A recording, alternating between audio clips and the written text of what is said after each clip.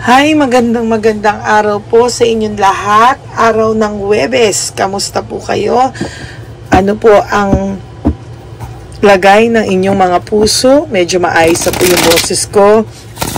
Kaso nga lang po, hindi pa po ako ganun ka-okay. Pero, nakabili na po ako ng mga kailangan kong bilhin para sa aking skin, no? Medyo makati na po talaga ngayon. Tsaka parang na akong matanda dun sa aking skin, no? Nagbabalat-balat na po.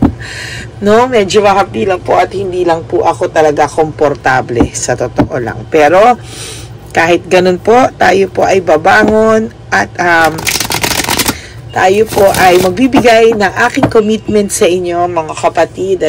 Pasensya na po sa mga hindi ko po nasasagot dahil talagang tinutulog ko po ito para hindi po makate yung pakiramdam ko tsaka mahapde. Ang sakit-sakit po talaga. No? Parang ito lang po, nakapag-recharge po ako ng energy, emotionally, mentally, spiritually, but yung physical ko po medyo bumagsak dahil sa sakit, no, ng aking medyo nawala na po yung pagkapula pero maitim naman po, no? Tsaka masakit pa din po talaga. Yun. Okay? So ngayon, ano po kaya ang ating makikita sa reading natin for Thursday? Ayan. Pili po tayo na cards. 1, 2, 3, 4. Sige na nga. 5, 6. Bumungad na eh. 7, 8, 9, 10. Yan. Ito naman po ang ating babalasahin.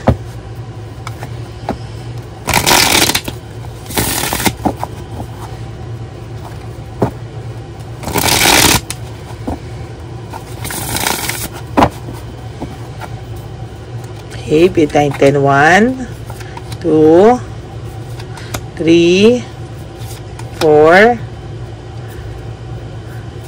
5, 6, 7, 8, 9, 10.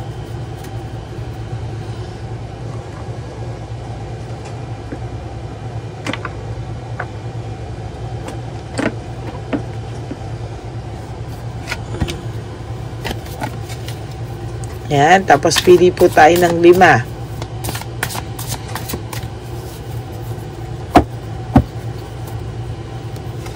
1, 2, 3, 4, and 5. Okay, there you go.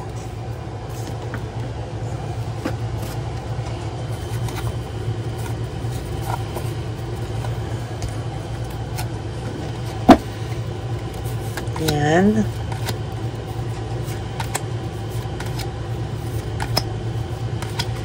Ano po kaya ang makikita natin sa mga oras na ito?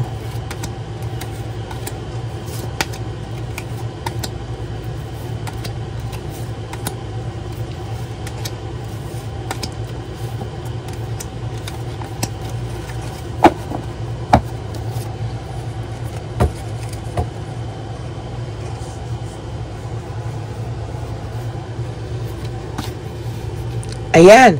So, sa iyo po, nakakatuwa po yung first card mo. Lahat po ng pagsasaksak sa iyo, lahat po ng inyong pagsasaksak, lahat po ng pwedeng ibato sa iyo, pananakit sa iyo, pagsisinungaling sa iyo, somehow, no, somehow po ay patapos na, no. Wala ka na pong pwedeng puntahan pababa, ikaw po ay papanik ng pataas, no.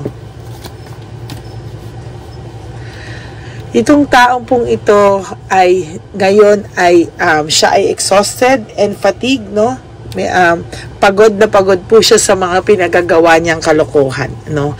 Pagod na pagod po siya sa ginagawa niyang mga kasirauluhan, katarantaduhan at kagaguhan. Pasensya na po sa words ko, pero sa ngayon po talagang pagod na pagod po itong taong to sa mga pinagkagagawa niya.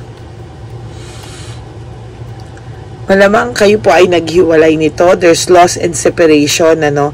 Hindi niya po alam paano siya lalapit sa'yo sa kanyang ginawa, no. Yung pagmamahal niya po sa'yo ngayon ay hindi mo na po kahit kailan paniniwalaan dahil ginawan ka po nito ng sobrang sakit, no. Alam niya po na hindi mo na siya paniniwalaan. Lumabas siya bilitang palaka. So, ito pong karelasyon niya ngayon ay sobrang laki ng ulo. Yan, no? No?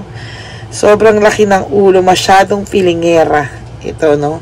Masyadong feeling po itong third party na to ngayon.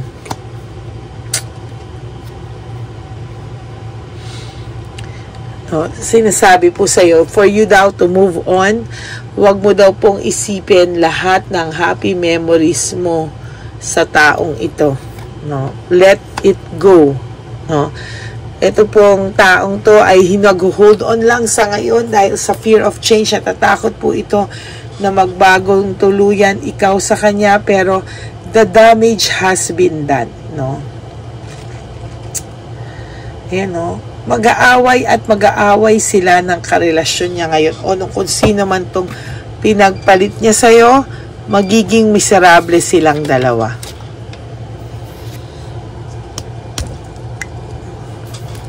Miserable sila eh. Lagi silang walang tiwala sa isa't isa. Naggagamitan lang sila. Hindi ko makuha yung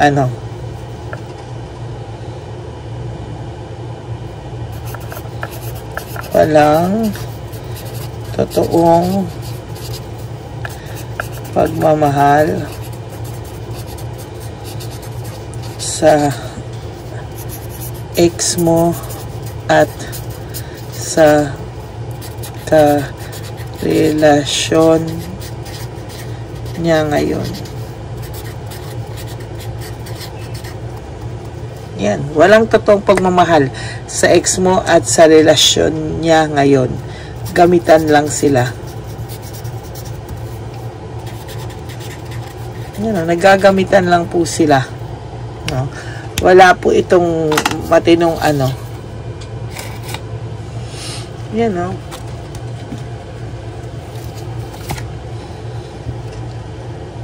Magkaiba po kasi sila ng personality eh. Magkaiba po sila ng pagkatao. To be honest with you, magkaiba po sila, no? Kaya lang po talaga magkaiba po kasi sila ng medyo malayo rin po ang gap nito, no? Sa pag-iisip, sa level. Parang itong si Chabelitang Palaka ay mababang klase ng tao, no? Ng babae. Sometimes totoo lang po, marami po itong karelasyong iba, no? Para lang po, marami pong karelasyon itong si Chabelitang Palaka, no? Hindi nyo po alam at hindi rin po alam ng partner niya, o pwede rin alam ng partner niya, na marami po itong sideline na lalaki para po gamitin siya. Sorry po for my word para po gamitin siya at para po maging, alam mo na, gumamit, no? Gumamit ng, meron po kasing hinihingi itong babaeng to, or for some reason, hindi rin po niya kaya ang iisang lalaki. Hindi din po loyal ito, no? Kaya sa totoo lang po, mas maganda pong wala ka na sa picture. Kasi po, napakasaklap naman na nagagamitan sila, gagamitin sila ng iba, tapos gagamitin kayo. Ay nako, parang gamitan ang mangyayari sa mga relasyong ganito, no? Pero kung sa pagmamahal, wala po siyang pagmamahal masyado sa taong to. Gamitan.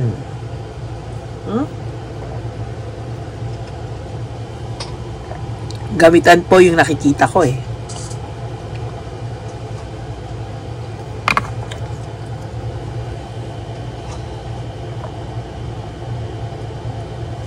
Nakikitaan ko din po to ng may intuition eh. Yung intuition mo po na nagsasabing this time kailangan mong maging matatag, kailangan mo siyang tiisin, gawin mo po.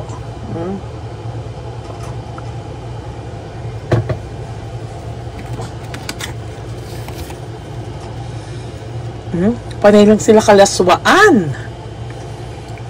Yung mga pinagagawa nila, no? At, to tell you honestly, ngayon ko lang nakikita dito, no? Yung,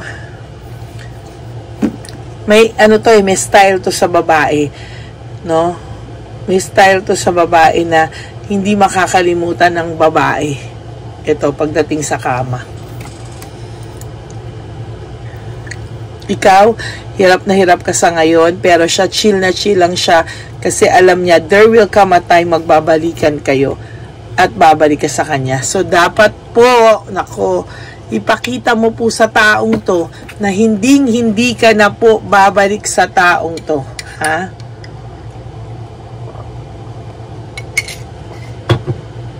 Pinapalamig ka lang po nito. Kaya nagkaroon po kayo ng matinding away o argumento, no? Nagkaroon kayo ng argumento na nakasakit sa iyo ng sobra. Here, oh.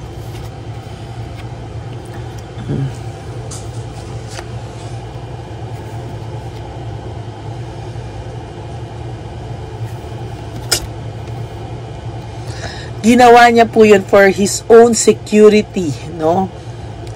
Pang sariling reasons, pang sariling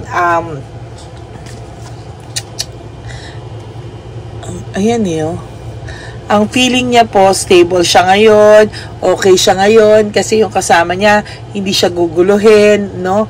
Pero the truth is, he will never be happy. And they will never be happy. Dapat yata, yun ang they will never ever be happy po talaga. Talaga mo sa bato.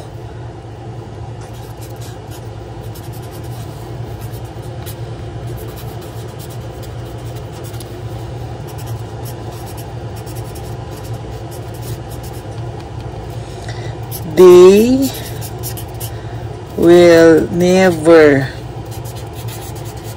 will never be happy. Yan ang mas title nitong nakikita ko, no? Gamitan blues lang po ito, no? Yan, no? Ayan, no? Malungkot din po itong guy o itong malungkot din po ito.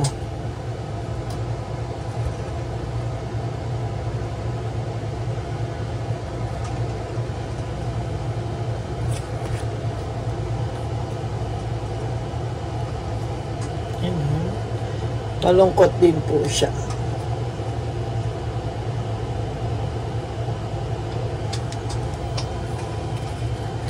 Malungkot din po siya. Sobrang lungkot po niya. Sasabihin niya po sa iyo na ginawa niya to dahil nag-a-avoid siya ng conflict, ina-avoid niya lang ang gulo, etc. Huwag mo na pong bilhin, no? He or she is very selfish.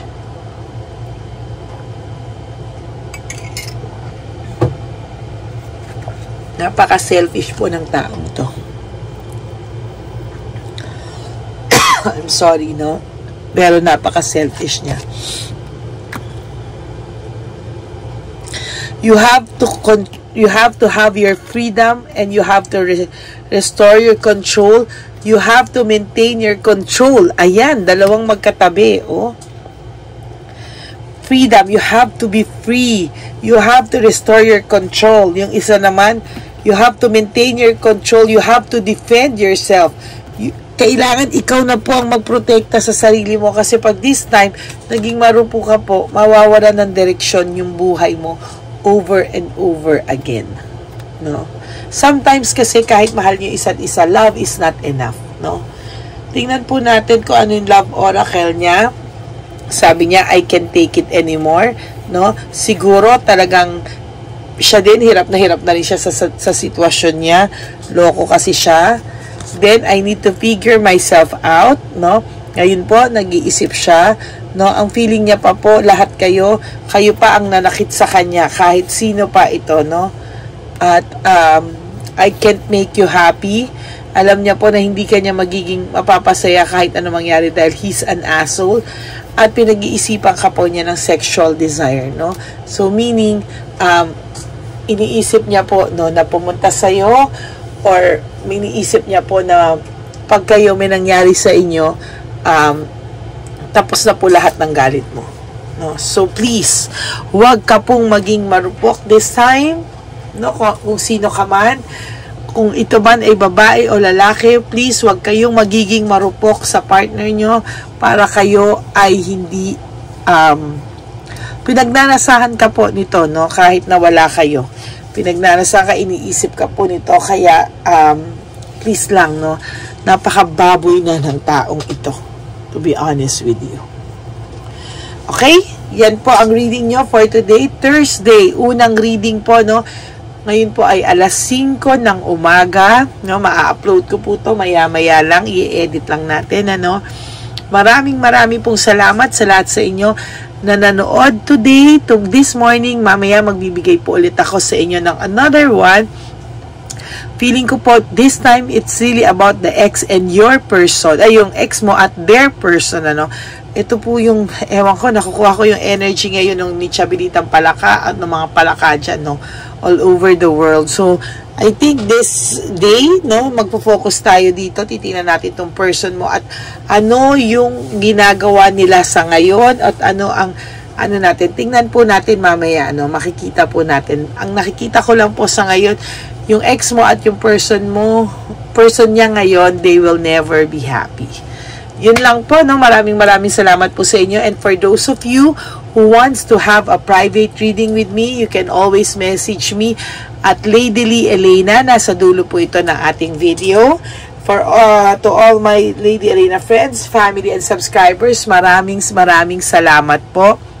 Lalo na po sa lahat ng umiintindi kapag hindi ko po kayo na may message or nasasagot agad, no? Pasensya na po, daan-daan na po kayo at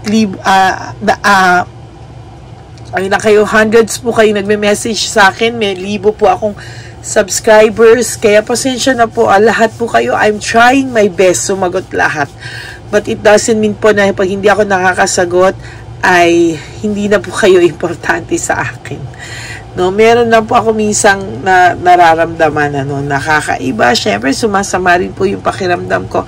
Kaya pasensya na po kayo at huwag po sana kayo magtatampo. Salamat po sa lahat ng mga nakakaunawa, concern, na mas importante po yung health ko, yung pakiramdam ko, kesa po sa masagot ko kayo. Natatouch po ako sa inyo.